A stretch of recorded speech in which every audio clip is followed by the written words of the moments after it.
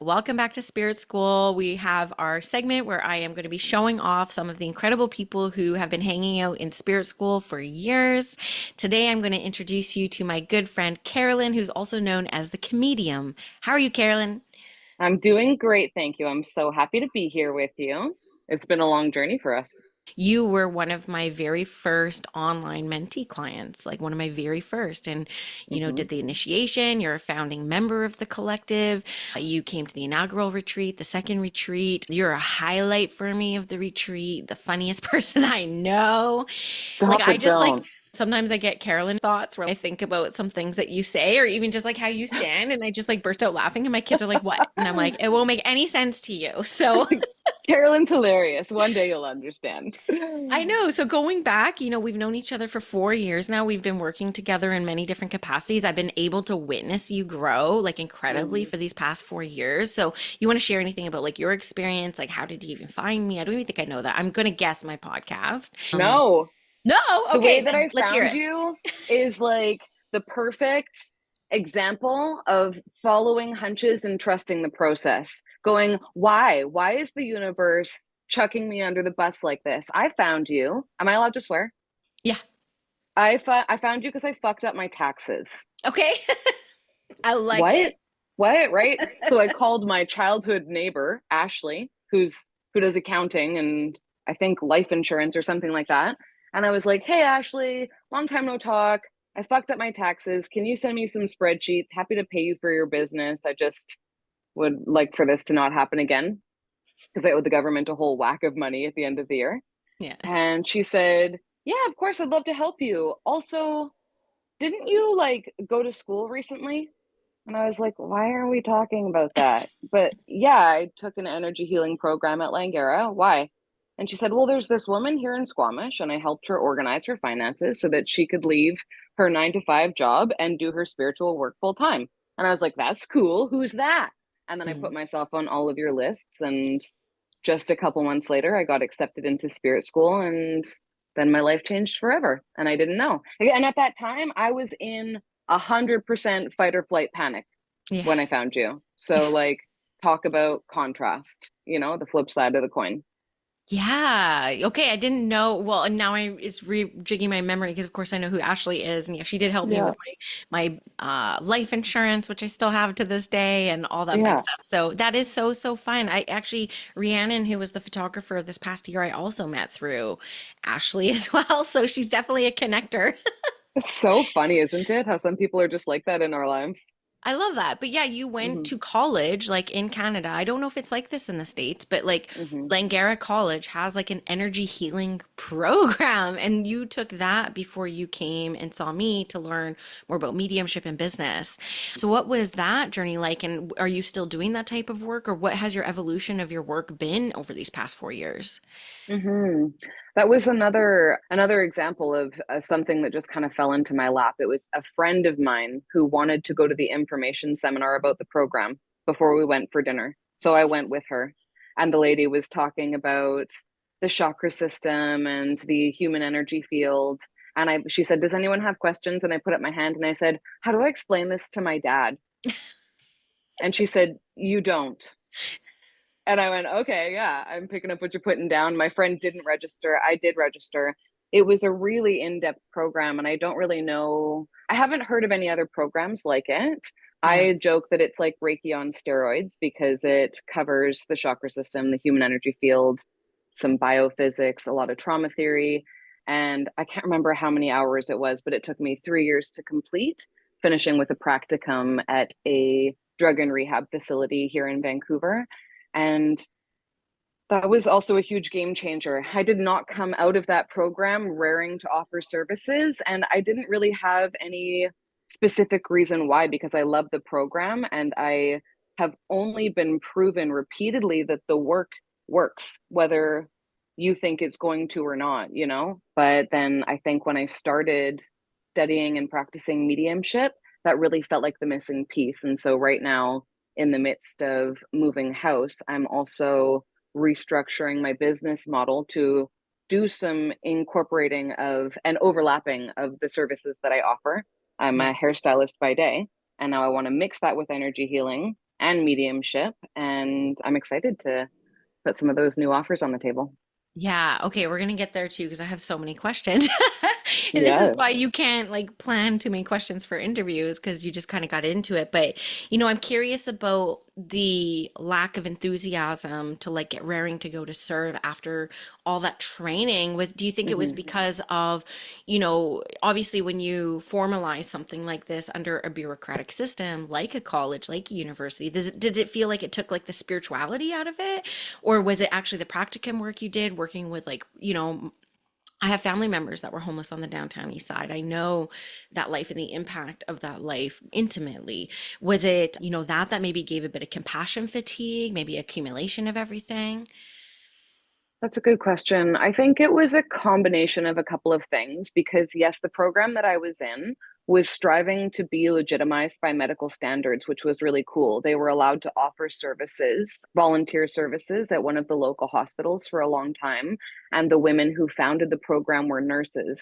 And one of the things that I found a bit limiting in the way that they taught practice was they wanted us to use non-intuitive language for intuitive work. Like instead of saying, I'm sensing something about, I don't know, this age bracket in your life when I am sensing into a particular chakra, they wanted us to say, I feel heat over this chakra. And then allow the client to explain things. And there is method to that madness, but it just stumped me. I couldn't quite get into my flow with that. And Yeah. then I've been doing hair over 20 years full time, so it's like trying to steer a ship 180 degrees, letting go of that Yes. and thinking of all the people who are going to go, no, no, no, I need my hair done. Do you Oh see those God. memes where people are circling the grave of the hairstylist waiting to book their next appointment? I love you That's so how I feel. much.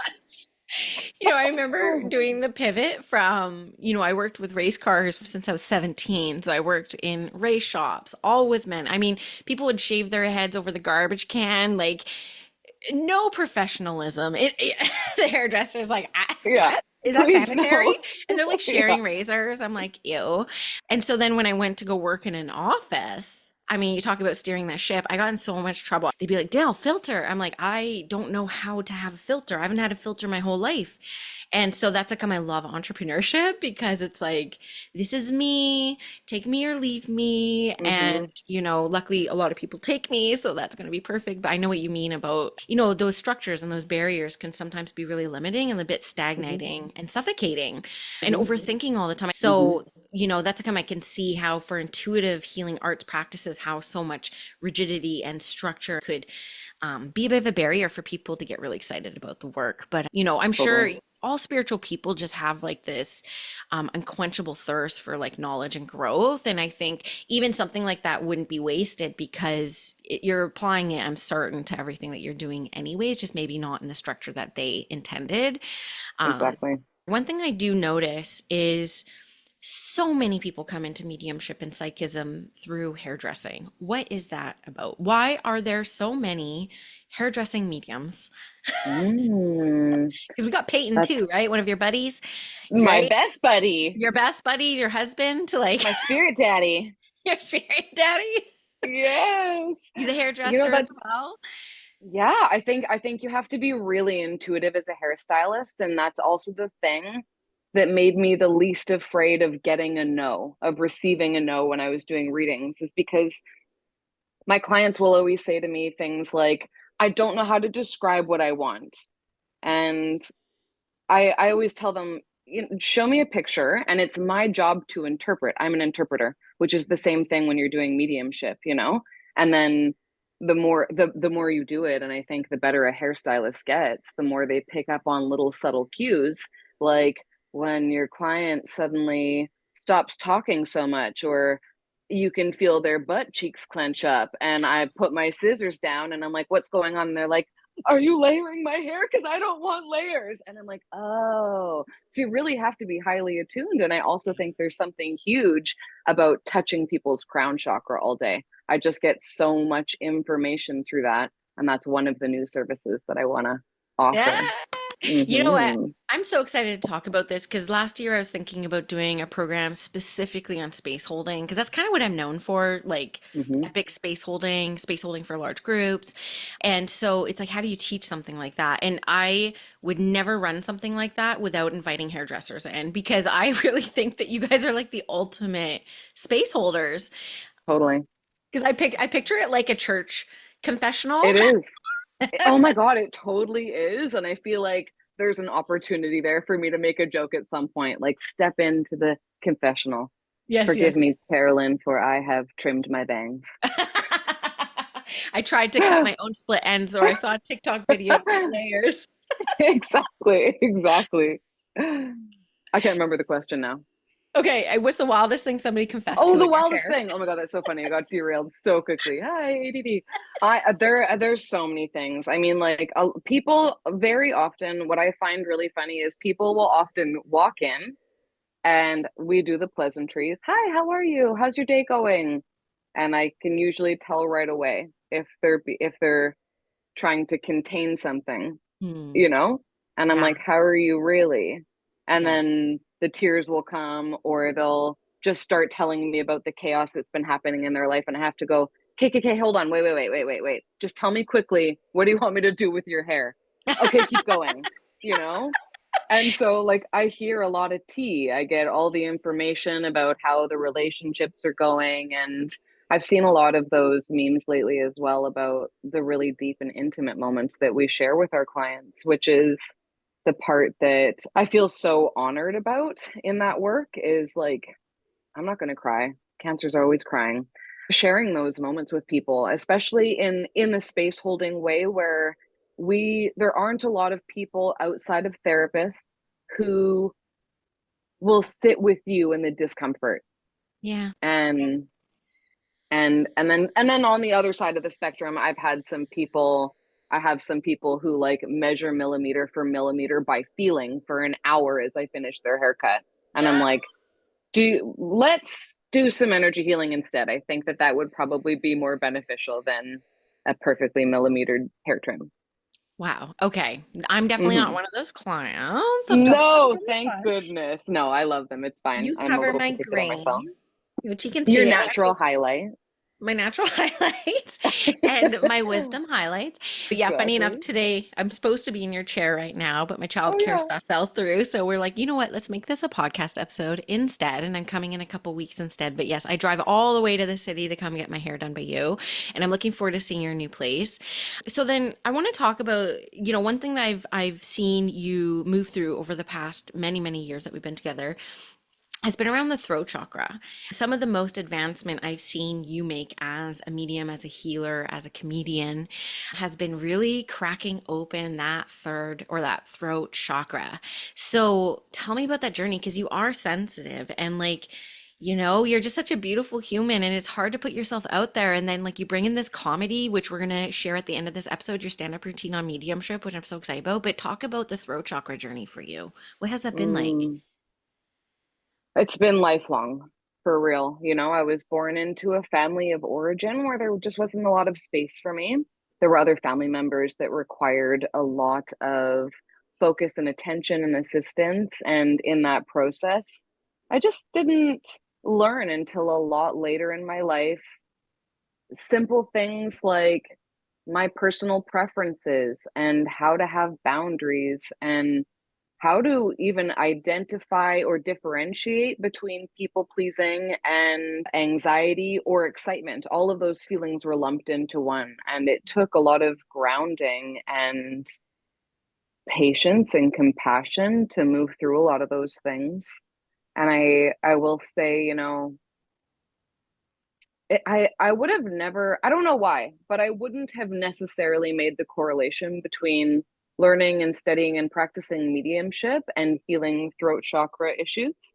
And it seems kind of silly to say that in hindsight because obviously it's all about Communication. communication, Hmm. right? But I had a huge moment at the first retreat last year. It's like I find it funny because people perceive me as extremely confident and I don't feel that way on the inside. Anytime I'm coming across confident is because I had to have an internal dialogue that sounded like, fuck it, do it anyway. Oh, well, who cares if they think I'm crazy? And I had a moment, there's also been a lot of issues around the sense of safety in my life, which was a huge inhibitor for the throat chakra. Very, very often the throat chakra and the root or the sacral go hand in hand. There's a huge correlation there.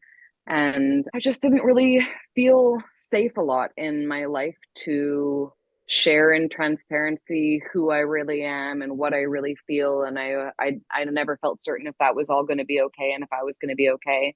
And then we were, like even when we do our share circles or like our introductory circles, we sit down at the retreat and at the beginning we say, hey, my name is, and this is what I do, and things like that.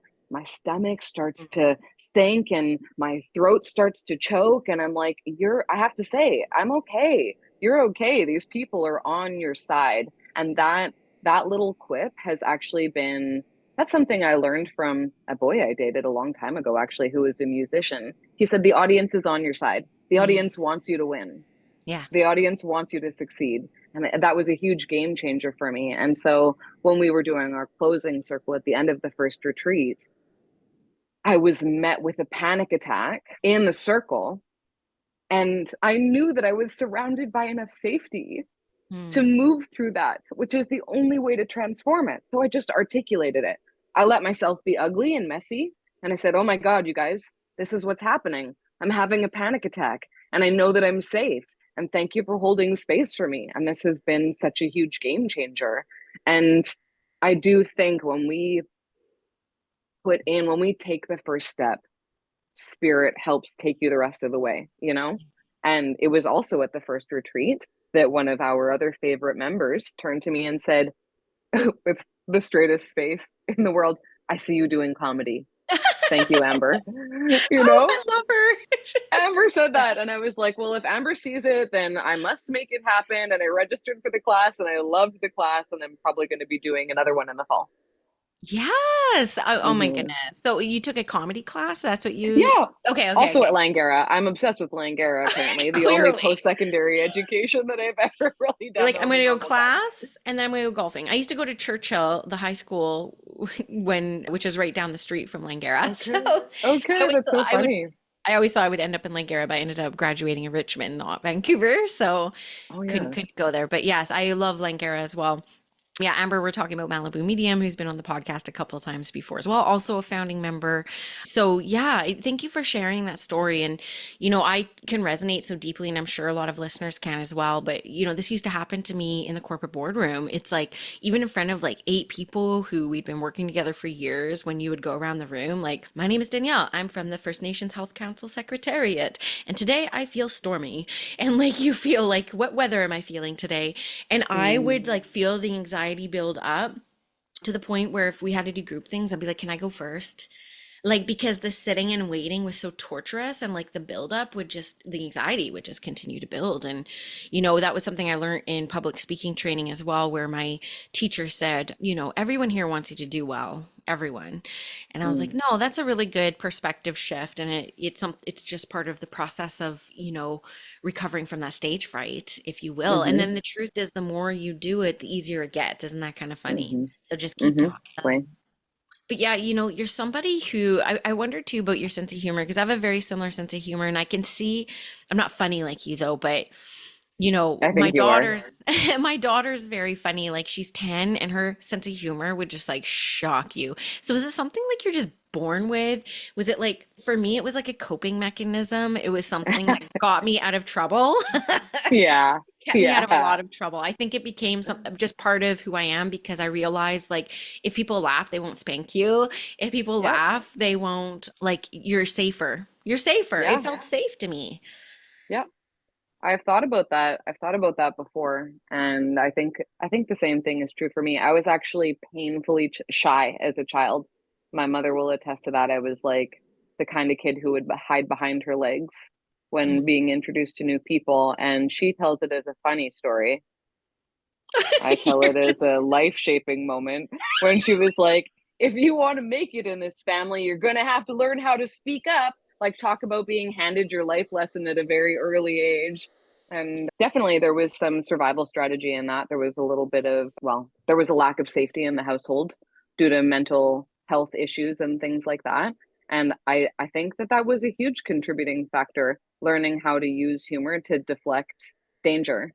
And then on the other side of things, I have, because of the constraints of available attention, I had to learn how to be really fast. Yeah. Get it Yeah. out Yeah. real quick, you know what I mean? And if I can make it memorable, even better, because that might be my last opportunity to get those words in edgewise for a while. Yeah, Hmm. definitely. Well, I think the comedy route for you isn't brilliant. I think that the handle Comedium, remember you told me like in a DM, I'm like, you go secure that shit like right away and like you Hmm. secured it right away. So there's a couple things I want to know. I guess the first thing is like, so you went out on stage, you did the stand-up routine. Was it like a bit of a before and after moment for you? Was it like, oh my God, I got that done? Were you dying to get up and do it again? Like, did it change Yes, anything at all? absolutely, it changed things. But not in the way that I expected. I actually also have a performing arts background. Okay. So I like came out of high school, went to performing arts where we had to study all the faculties, singing, acting, and dancing. This body is not meant for ballet, right? These But toes I like did it. comfort. No. Yeah, it's more the upper half that looks a little awkward in a leotard prancing across the stage, but that's fine, I did it. It was probably the best posture I've ever had in my life. And so before I got on the stage, I knew from the moment I registered for the class that it was going to be a deep healing process, like haha funny, but also deep healing. Yeah. And I dragged a friend into the class with me as well. Well, she volunteered. I told her I was taking it, and she was like, I want to come too. And she didn't know what she was getting into either. So, right before we both were about to get on stage, she turned to me and she was like, I don't want to. I'm not going to. And I had to be like, girl, what's the point of taking the class? This is the moment. You get up on that stage, you're going to be great, it's going to be fine. And she knocked it out of the park. And before I got up on the stage, I had to say to myself, I actually said to one of the other members of the class, I had to pause and I had to ground just to also precursor this. I spent all day repeating my stand up on a loop in my mind. No room for conversation outside of that. Don't text me, don't call me, don't look at me. I'm not eating because it's coming straight out. And right before I got on the stage, I had to take a deep breath and really ground myself. And I said to my classmate, my intention is to bring healing to any members of the audience that need it the most through laughter. Mm. And he giggled because he thought I was joking. And I was like, oh no, dude. If I make this not about me, it alleviates so much pressure. This isn't about me feeling good making the audience laugh, even though that is such a fun part of it. But that for me, it's the contrast between pain and laughter, sorrow and joy, Mm. we all carry so many hidden stories, and you never know what someone is going through in the audience. And if I can bring a moment of levity, yes, it's like, that it also corresponds to me for me with doing live demonstrations. You Yeah. just reach more people standing up in front of a group that way. Yeah. Yeah, I just have to say I resonate with so much. Like I feel like we have overcome so many similar things around this throat chakra because I remember doing my first demonstration of mediumship in 2020, full moon in Leo. I Mm, planned it astrologically. I'm like full moon in Leo, no other day will do. And, nice. I've always seen at demonstrations because I've been attending them since I was 14 years old that they're always like at nighttime.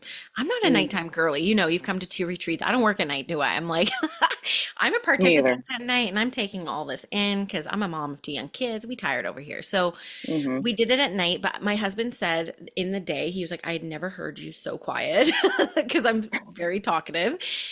No one could talk to me. I was so nervous. And you can't prep for a demonstration. Like you can't rehearse. It's just like you Hmm. just gotta take care of yourself. I think I had two naps. And then now in the year of 2024, I do them at 11 a.m. on a Sunday. I'm like, because I can't think about this all day. I'm like, I Yeah. cannot think about this all day. And I don't think that we change all that much. I think that, the nerves are still going to be there. You still have to kind of combat the things, but the severity of it lessens, the tools that Hmm. get you over that hump build, and then we learn to like lead ourselves through these uncomfortable situations. But I love so many things that you say in this, and I think so many people are going to resonate with it. The nerves also mean we care. You know what I mean? Like I'll start to be nervous when I stop being nervous because I don't ever want to walk into it like 100% I got this, you know? There was also a moment in my when I was taking the class, another healing moment that was a little bit smaller scale, but sort of like a coming out of the broom closet moment where I had to say to my class, everyone sort of has their shtick, if you will, like a little genre of comedy or a particular style that suits them. And I had to say to my class, okay, guys, I want to make my comedy about mediumship and, the record scratch sound. Everyone's like, the what? You want what? And I'm like, I talk to ghosts. And so I wrote this joke that goes like this. And they're like, what the fuck? But it landed, and then they were so into it, and then they're all helping me, like when you take the class, everyone shows up with 5 new jokes every week. We read them out loud, and then the class helps you refine them with feedback. Oh, that really worked. Oh, that Mhm. didn't work. Oh, you would need way more context for that, or it was too long, whatever. And the Yeah. class got really into supporting me in that endeavor, which was such a positive reinforcement. I love that. And I could just see how that would just completely be so healing for the throat chakra. I love storytelling. I consider myself to be a storyteller of sorts. I like to teach mediumship through the storytelling of my own experiences and like the breakdown of them and the teachings of them. And I have to say, like, I've been studying storytelling pretty intensely, like for the past couple years. I love The Moth. It's a story slam kind of podcast. I'm obsessed with it. And I love how people can make like everyday life super interesting. But I have to say that I think some of the best storytellers are comedians. And Hmm. so I do consider us as mediums as being storytellers of someone's life. And Hmm. so it all fits so nicely. I'm so excited about that. Now, before I share the stand up routine, there's a couple more things I want to ask. One is about your blending of your services, because I think a lot of people, and I believed this as well, it's like when you do medium, you sit and you do traditional mediumship readings. And I've been Hmm. saying for years that the spirit world has been kind of impressing upon me that like mediumship is always going to become a lot more multidisciplinary, so people will be weaving it into the things that they're doing. That's a come Hmm. spirits like you got to stop telling people to like quit their jobs and like do this, because we need healers in the classrooms, in the hospitals, in the offices. Like we need people in all areas, and like it comes through when it comes through. Hmm. But what was it like blending your sessions? Because I know that this is something that you've done in the past year with some of your clients where you had to kind of say, do you want a reading after? Do you want some cards after? And it seems to me, based off of the last appointment I had with you, that that seems to have been well received. What was that decision making for you? How was that rollout for you? And where is that taking you next? Mm.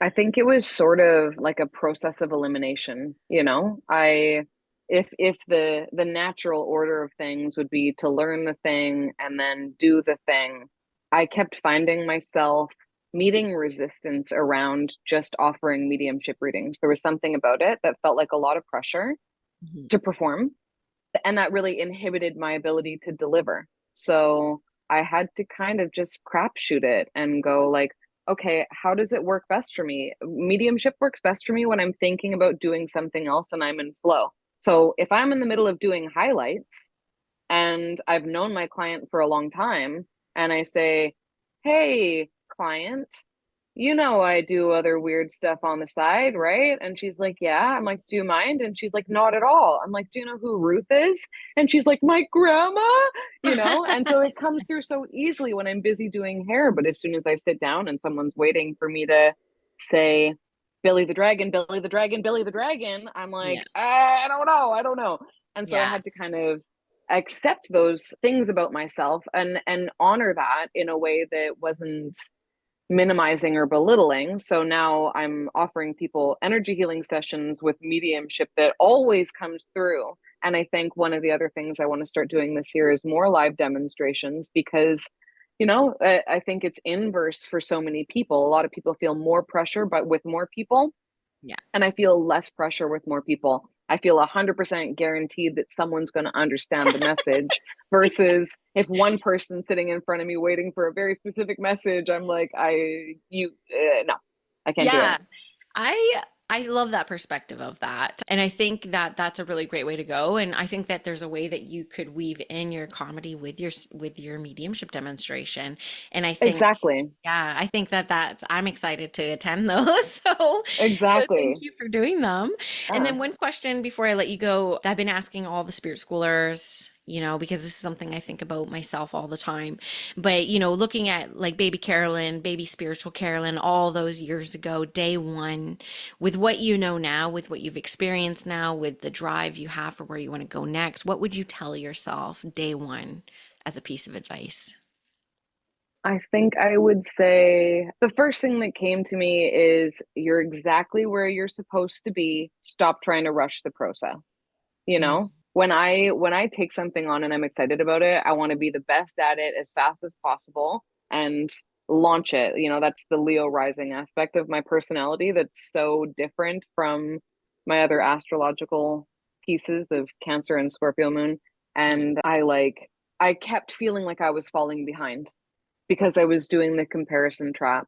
And everyone brings something, a different kind of special to the table. And mm. just because that person started after me and started offering services before me does not mean that they're more right or they're better or that I'm not going to get there or that I'm doing something wrong. Just take deep breaths and trust the process, because I do think, because we're also individual, we all require very specific life lessons contributing to what we want to offer the world. And if that piece is going to arrive with that person and that person's in a different part of the world and spirit has to organize for them to, bump into our path, we have to trust that that's all going to happen in aligned timing. Yeah. Yeah, that's fantastic advice. Again, I can see so many similarities in us, which is, why we end up together in some ways. So, Mm-hmm. thank you so much for your time, your energy today, your presence, your humor. Stay tuned to this because you're going to catch her comedy routine right after this. And so, if people want to attend one of your demonstrations, get sessions with you, appointments with you, how can they keep in touch with you and find you? Oh my gosh. I feel like very supported by how excited you are about my The Comedium account. I am. So I'm gonna start building that. And that is where I will post about offerings and events and things like that. I am in the process of refining that and will be moving physical home very soon. So I might be a little bit slow on the pickup, but please do stay tuned. Stay tuned. And End of 2024, early 2025. All the things come. exactly, exactly. Yeah, you got it. You got it. Awesome. Thank you, Carolyn. Thank you, Danielle. It was so nice to be here. All right, folks, your next comic, give it up for Carolyn Collyer.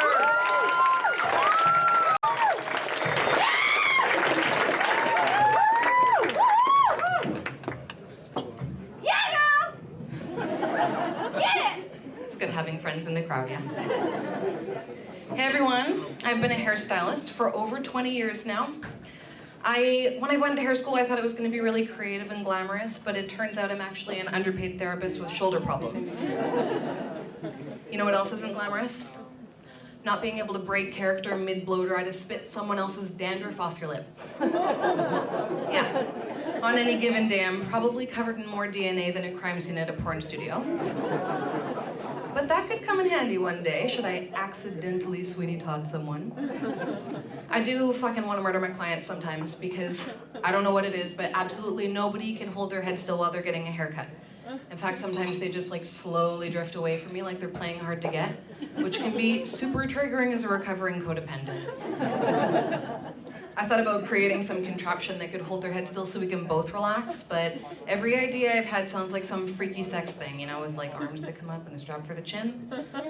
Come to think of it though, my clients do seem to like it when I ask if I'm pulling too hard, or if they want me to pull harder. Or perhaps I'll start suggesting a new haircut that's so trendy and fast they won't even have time to annoy me. I'll call it the guillotine. I went on a date with my neighbor recently, and I know what you're thinking. Great idea. But we had been talking for like 3 weeks, and we had a very mature conversation about just being clear and honest if things went sideways. Call me naive, but I wasn't expecting for things to go sideways the day after we did. So moving forward, what I'm gonna do is I'm gonna take my first dates to the swimming pool, since men seem to get really clear about their dating goals right after they get their wet. With the way my dating life is going, I do have to consider alternative options for having a family. I recently presented a opportunity to my gay friends. I said, you guys, why don't we like have a little baby trade-off, you know what I mean? You guys could build me a laneway home in the backyard and we could alternate weekends. Thought it would be a good idea. And it turns out you actually don't even have to make physical contact. They can just donate into a menstrual cup. But they want a more traditional family, so I will be accepting applications for my up-and-coming reality series, Fill My Cup. I'm also a medium, and no, I'm not talking about my t-shirt size. I've been able to communicate with spirits since I was about 7 years old. Didn't make me very popular on the playground, but dropped me off at a graveyard, and I'm the life of the party. Now, I grew up in the 90s with movies like The Craft, so we used to do all kinds of spooky shit to entertain ourselves, you know? And one day my friends decided they were gonna try the Ouija board. Well, it was all fun and games until they looked over and saw me patty caking with Dead Billy in the corner and ran off screaming. So I've been ruining sleepovers since 1992. Actually, it did freak me out a lot when I was a kid. So a couple years ago, I got a mentor who taught me how to receive and deliver messages from the afterlife. I just wasn't expecting the messages to be things like, we were on a break. I get a bit nervous to tell my dates about my abilities since most people don't know how to respond when I tell them I can talk to dead people. I'm out here trying to find my boo, but I just keep getting ghosted. Hold